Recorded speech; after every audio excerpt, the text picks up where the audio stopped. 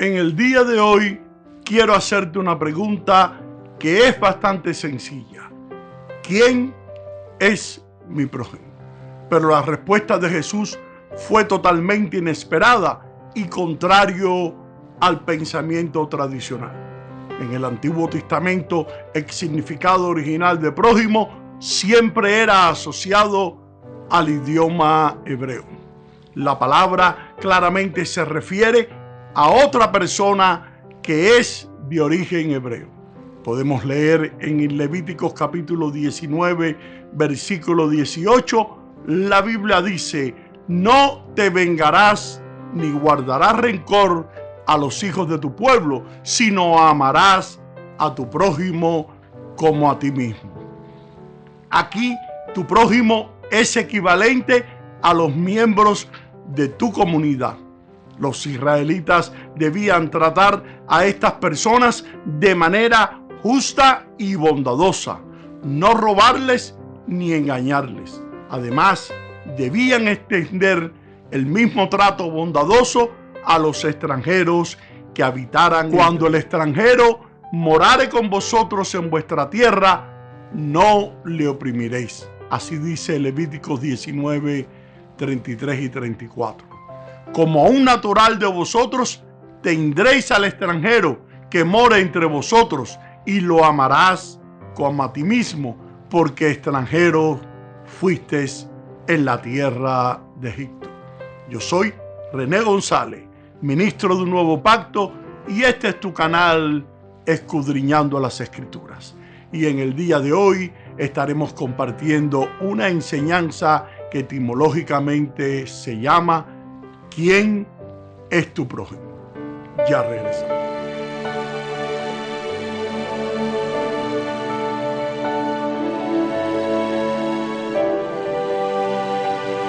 La forma de tratar al prójimo era muy importante para determinar la justicia en el pueblo de Israel. Negarse a tratar de manera justa al prójimo era motivo de desintegración nacional, provocaba el juicio divino. Pero en el Nuevo Testamento surge una nueva y más restrictiva interpretación de lo que es la palabra prójimo. Esa era sostenida por la comunidad de Qurán y los fariseos. ¿Qué es la comunidad de Qurán?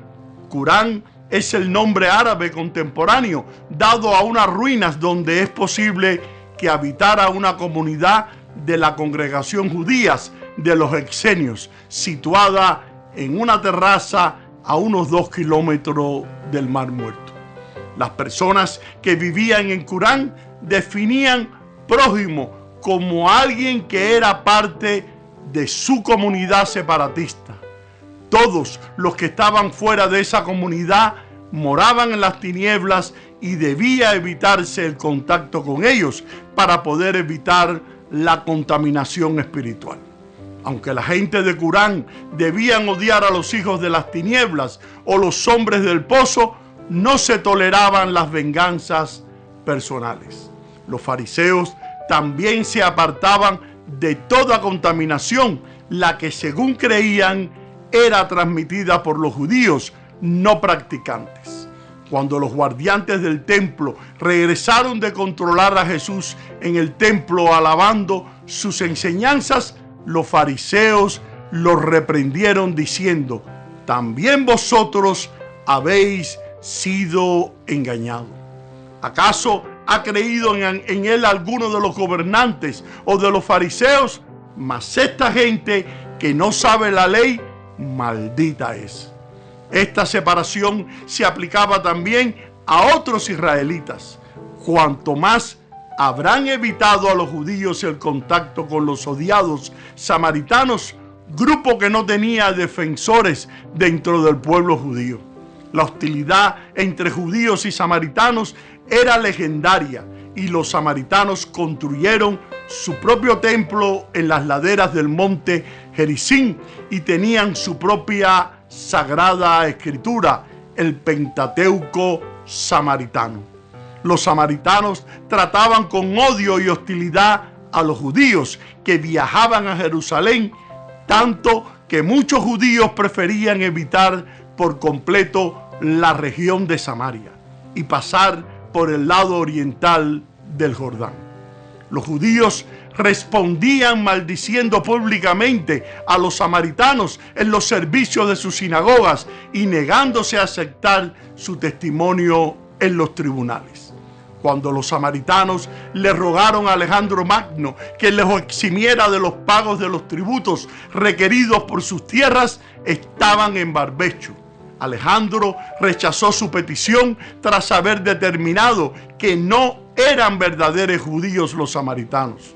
Y un intérprete de la ley se acercó a Jesús y le preguntó qué debía hacer para heredar la vida eterna. Jesús respondió pidiéndole que resumiera lo que decía la ley, ante lo cual el hombre citó Deuteronomio capítulo 6, 5 y Levíticos 19, 18. Amarás al Señor tu Dios con todo tu corazón y con toda tu alma y con toda tu fuerza y con toda tu mente, y a tu prójimo como a ti mismo. Jesús le dijo, estaba en lo cierto, y agregó, haz esto y vivirás. Entonces el escriba, intentando justificarse, preguntó, ¿y quién es mi prójimo? Y la interpretación de este concepto sería clave, ya que si una persona omitía a cierto grupo incluido por Dios, estaría violando la ley. Los escribas se enorgullecían de definir las relaciones establecidas por Dios en la ley judaica. Ellos aplicaban la ley de Moisés a toda situación concebible que tuviera que ver con personas o grupos. Para ello, las líneas estaban bien de normas dictadas por los escribas se establecían a los parámetros para las relaciones permisibles para los fariseos y todos los judíos practicantes. En lugar de responder la pregunta directamente, Jesús le dijo al escriba cómo ser un prójimo para alguien necesitado. Y usó a un odiado samaritano como héroe de la parábola. Un detestable samaritano puso en riesgo su vida al detenerse, limpió las heridas del judío, lo subió sobre su propia cabalgadura y lo llevó a una posada cercana. Allí negoció como posadero el ciudadano de nombre, dándole 2 denarios, 2 días de salario y prometiendo pagar más de ser necesario. Jesús le preguntó al escriba, ¿quién fue el prójimo? Y el escriba, evitando pronunciar la odiosa palabra samaritano, respondió, el que usó de misericordia con él. Entonces Jesús le dijo, ve y haz tú lo mismo. En este encuentro, Jesús redefinió prójimo de manera inclusiva, violando la tradición judía, diciendo, tu prójimo es aquel que hace misericordia. La palabra ahora incluía a los menos esperados. El samaritano había guardado la ley como Dios lo deseaba, amando a su prójimo como a sí mismo. Hoy este cuestionamiento sigue vigente y a pesar de conocer de cerca esta doctrina del Señor, también nosotros nos seguimos preguntando acerca de cómo entender esta invitación de amar al prójimo, de vivir la solidaridad y el servicio con los más cercanos y con los otros que ni siquiera conozco, con los que no están en mi círculo más cercano o que no son personas de mis afectos. Si bien las circunstancias con el tiempo pueden haber cambiado un poco con respecto a cuando Jesús predicaba, los aspectos fundamentales siguen siendo los mismos. Una de las principales razones por las cuales se nos puede dificultar reconocer a nuestro prójimo en lo cotidiano y vivir más la compasión es que somos hijos de una cultura que lo que promueve la mayoría del tiempo son valores y actitudes que nos terminan encerrándonos cada día más en nosotros como individuos y no como cristianos. Por lo tanto, todo ideal de compromiso, de poder llegar a vivir la compasión y la misericordia y de preocuparnos por aquel que sufre y tiene necesidades, se nos hace mucho más difícil.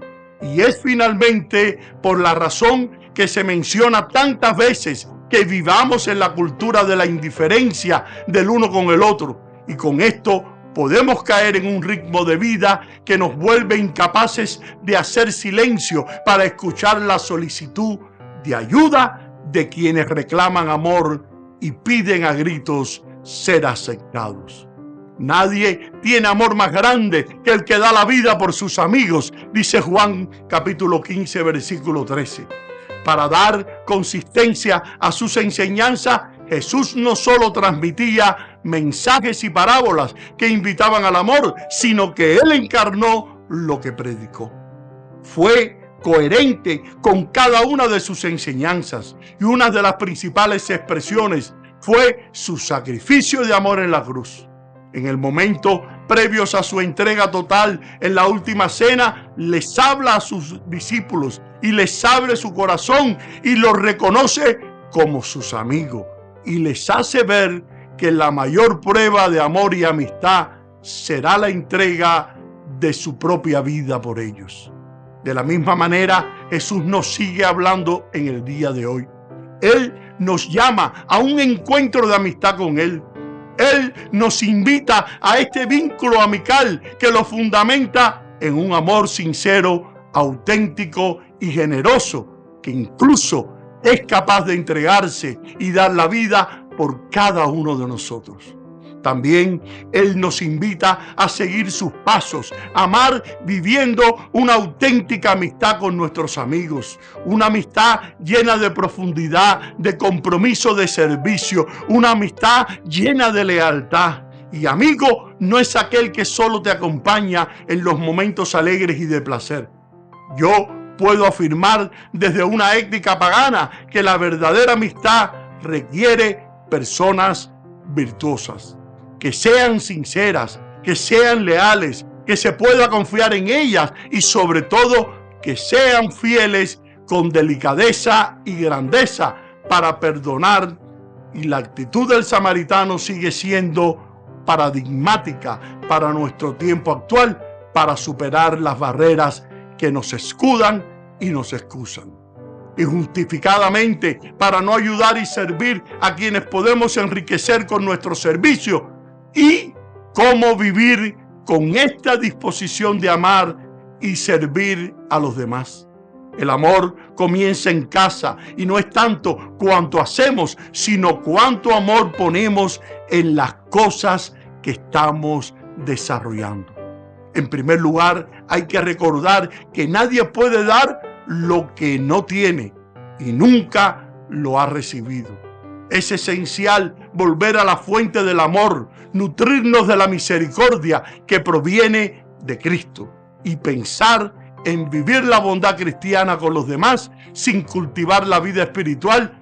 Eso es imposible. Sería muy probable que así terminaríamos tratando de hacer una obligación y una solidaridad sin realmente haber experimentado la misericordia de Dios y su justicia. Jesús se inclinó sobre nosotros, se ha hecho nuestro siervo y así nos ha salvado para que también nosotros podamos amarnos como Él nos ha amado, del mismo modo y de la misma manera en la cual Dios nos demuestra su amor gratuito y desinteresado. Así estamos nosotros invitados a vivir el amor con nuestros prójimos. Puede que esperemos y quizás no lleguen las oportunidades como quisiéramos, y es así como la dejamos pasar en nuestra cotidianidad. Y a veces nos perdemos de los detalles, de pensar en la realidad de aquellas personas que nos rodean y que necesitan de la misericordia que Cristo tuvo un día por ti y por mí. Y espero que esta enseñanza te haya sido de gran bendición para tu ser interior y la puedas poner en práctica en tu diario caminar en el Señor. Y ahora me despido hasta una próxima ocasión. Bendiciones y gracias por tu sintonía.